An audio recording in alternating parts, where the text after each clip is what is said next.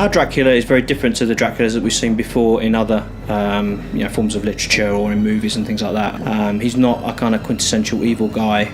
It's a tale about someone that doing good ends up being evil. It's not black and white, it's very much shades of grey.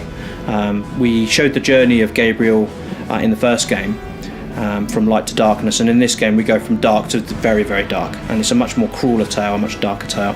And I think that following a character that you can identify with is really important.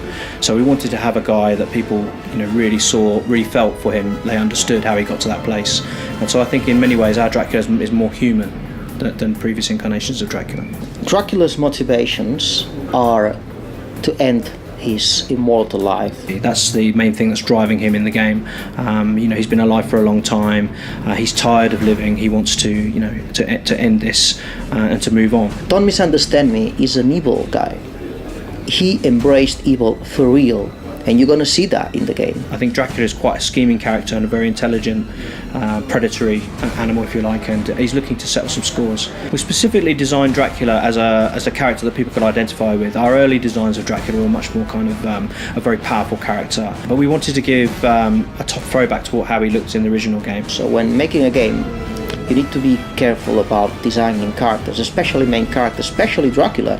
You have to think that it's the first time in Castlevania history that you play with Dracula. Also with Dracula having new weapons and new abilities, we wanted to give him a much kind of more athletic way of moving. His animations have changed quite a lot.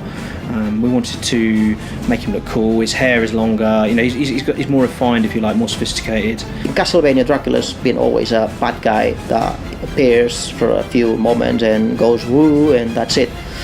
We wanted to build a real character with emotions, with contradictions from day one. So pretty much Gabriel was our Dracula from day one.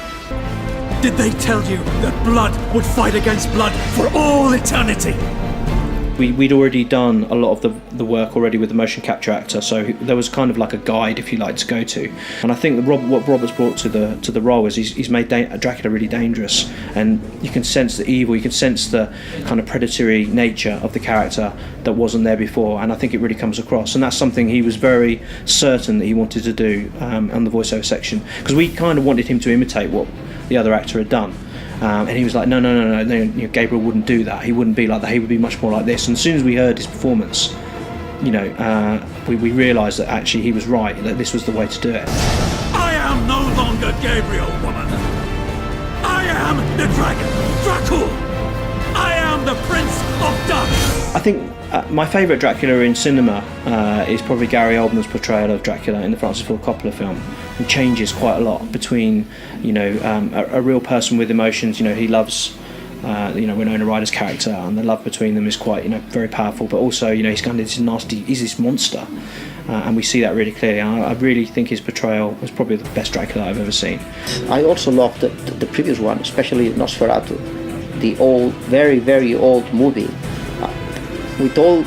That was a bit naive for today's standards, but this is a terrific, But my favourite vampire movie is Near Dark, which I think is one of the best vampire movies I've ever seen. They really show vampires in a kind of gritty, horrible, very uneasy way, which I've not seen since either.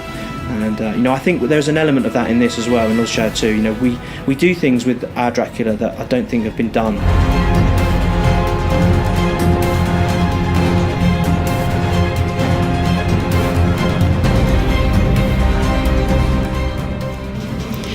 So I hope that's given you a deeper insight into our Dracula from Castlevania Lords of Shadow 2. If there's anything else you'd like to know, please send in your questions to the Twitter account address displayed on the screen, and I will answer them on behalf of Dave in a response video coming up soon.